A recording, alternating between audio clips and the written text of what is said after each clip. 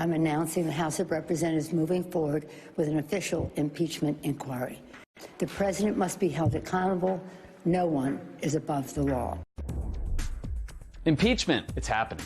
After a year of dancing around it, Nancy Pelosi and House Democrats have decided to open a formal impeachment inquiry into President Donald Trump. I'm leading in the polls. They have no idea how they stop me. The only way they can try is through impeachment. This time, it's not about Russia or the Mueller investigation. It's about Trump and Ukraine.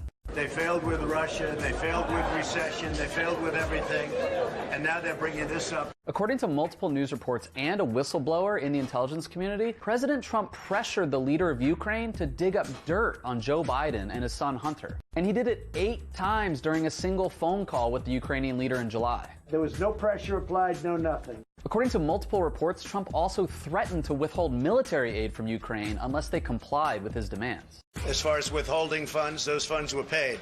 They were fully paid. So what dirt was he after? Trump is accusing Biden of using his position as vice president to get the chief prosecutor of Ukraine fired. That prosecutor was looking into a shady Ukrainian energy company that Biden's son Hunter was working for at the time. As I look, I said, I'm leaving in 6 hours. If the prosecutor's not fired, you're not getting the money.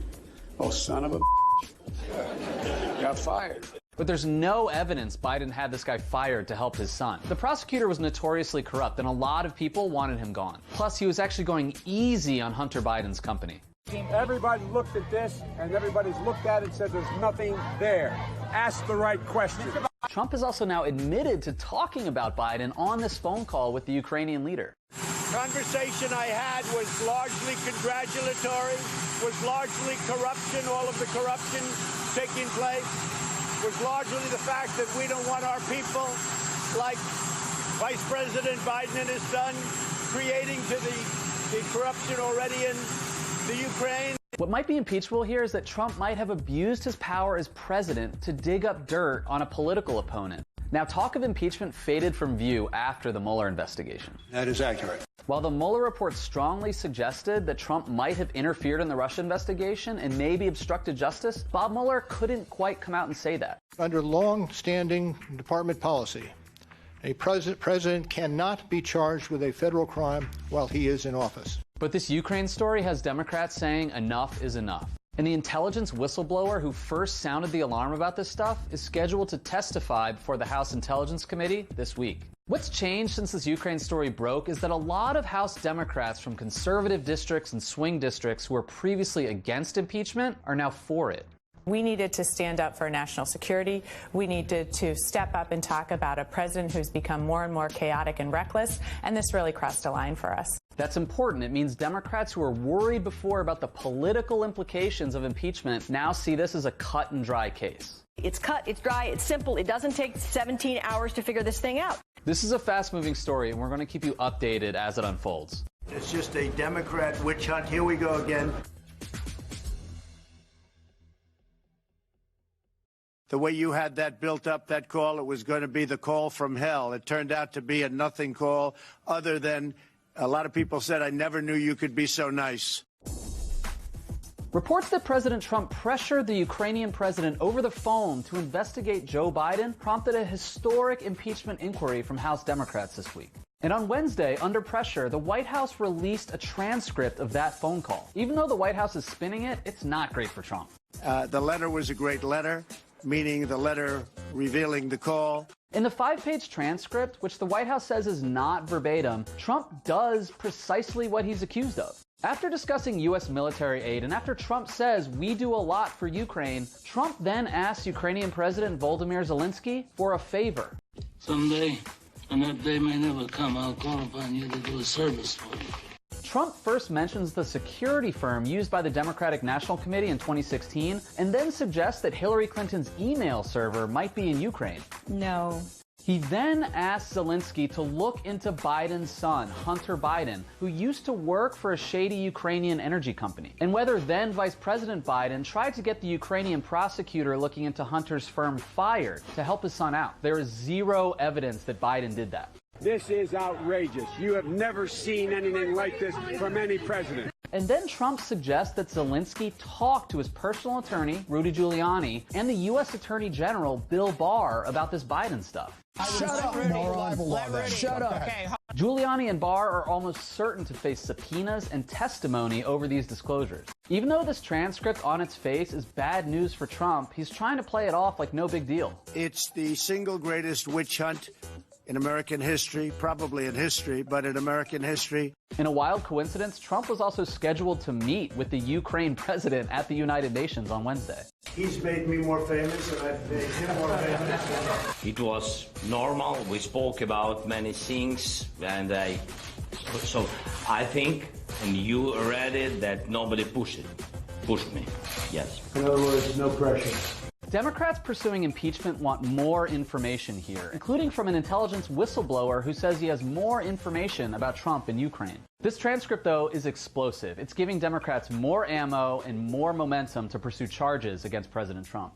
The notes of the call reflect a conversation far more damning than I or many others had imagined. It is shocking at another level that the White House would release this and felt that somehow this would help the president's case or cause. It's also going to put pressure on Senate Republicans who have been loyal to the president throughout his administration, but who are also going to have to vote on impeachment if that happens.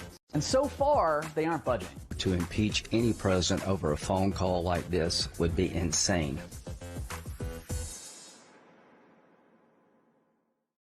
My call was perfect.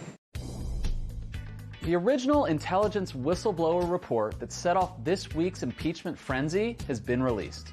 The whistleblower says, I have received information from multiple U.S. government officials that the President of the United States is using the power of his office to solicit interference from a foreign government in the 2020 U.S. elections.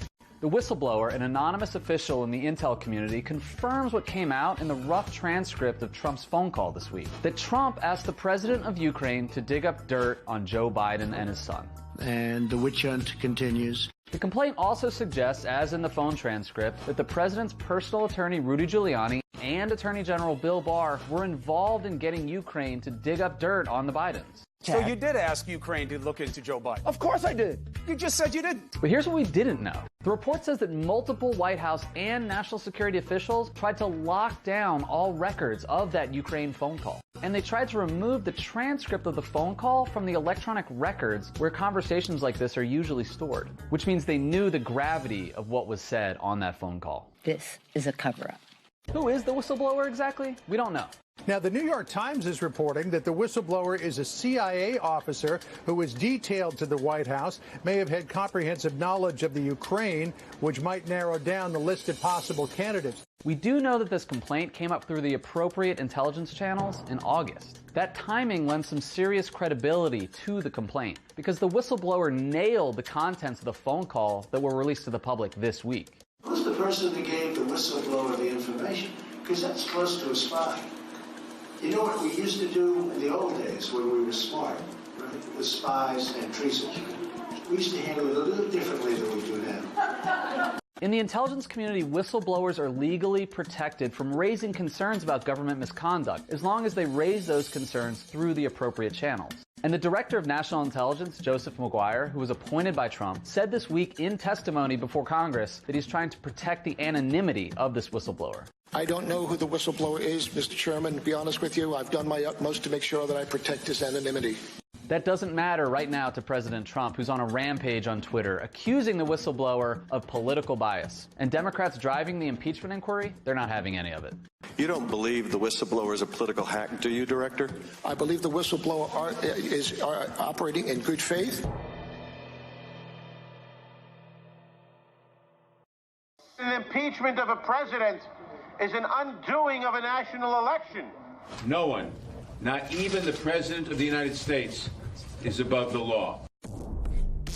Is impeachment popular? I mean, among Democrats, obviously. An impeachment is the last resort, and we've reached that point. We should open the impeachment proceedings now. We're going to go in there, we're going to impeach them all. But what about the American public generally? So far, most voters haven't really been hot on the idea of bringing charges against President Trump. My fears are that the process will just drag on endlessly and take away from other things and make the Democrats look bad. According to 538, an average of all polls since 2017, when Donald Trump took office, shows that only 38.5% of Americans favor impeachment. He was with everything with Russia, he conned his way into the office. And almost 60% oppose impeachment. Numbers that you wouldn't believe. Those not very good poll numbers are precisely why Democrats in Washington, especially House Speaker Nancy Pelosi, have been reluctant to pursue impeachment charges against the president. The whole thing could totally backfire. But here's the thing. All of those polls since 2017 were about Russia and the Mueller investigation. Correct. Those investigations were full of intrigue, but they were also sort of confusing and all over the place. That's accurate. Trump and his allies were pretty successful at muddying the waters to the point where most Americans weren't sure if he should be charged and kicked out of office. There's just so much going on. It's now confusing. I don't even know.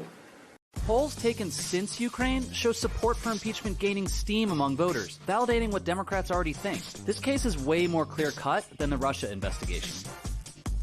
And what was the question, sir? A lot of the evidence is just there for people to see, and the summary of Trump's phone call and the whistleblower complaint alleging that President Trump abused his power to dig up dirt on a political opponent, kind of like Richard Nixon did. People have got to know whether or not their president's a crook.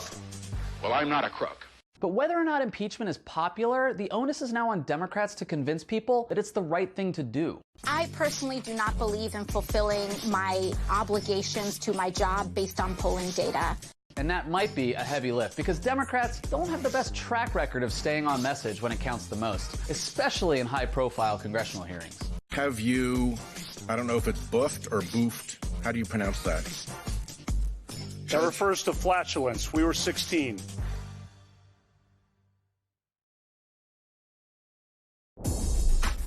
Are the walls closing in on Donald Trump?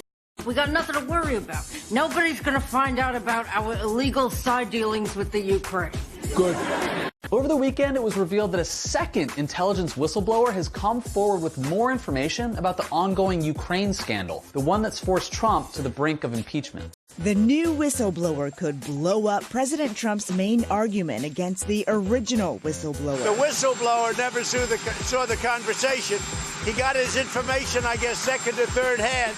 Remember, the original whistleblower filed a formal complaint with the Intelligence Committee last month alleging that Trump put pressure on the president of Ukraine to dig up information on Joe Biden, his chief rival for the White House. However credible he is, that whistleblower was relying on other sources to make his assertions. In other words, he didn't know what was on the call.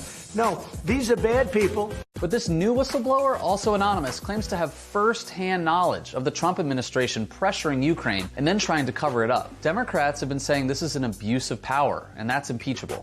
That is about as serious a level of misconduct, about as fundamental betrayal of his oath of office as one might imagine. We're still waiting to hear more from the second whistleblower, but it's another piece of bad news for President Trump, who has admitted to using his office to get dirt on Joe Biden. But Trump is saying he's allowed to do this. He's even upping the stakes, asking China to investigate Joe Biden. China should start an investigation into the Bidens, because what happened in China is just about as bad as what happened with Ukraine. But what's really taking a toll on Trump here are the poll numbers. The American public's support for impeachment is growing, up 7 points since the Ukraine story broke a few weeks ago.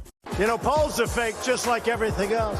It's still not a majority of Americans, but according to multiple new polls, more Americans support impeachment than oppose it. And that's why some Republicans are starting to get a little queasy about defending the president on this. Senator Mitt Romney came out and said Trump's behavior is appalling. And just this last weekend, there were no White House officials out on the political Sunday shows defending their boss like they usually do. Instead, there were just the usual diehards making themselves look kind of silly. Chuck, I just want the truth. The American people want the truth. So do you not trust the FBI? You don't trust the CIA? No, no, I'm just very confused here.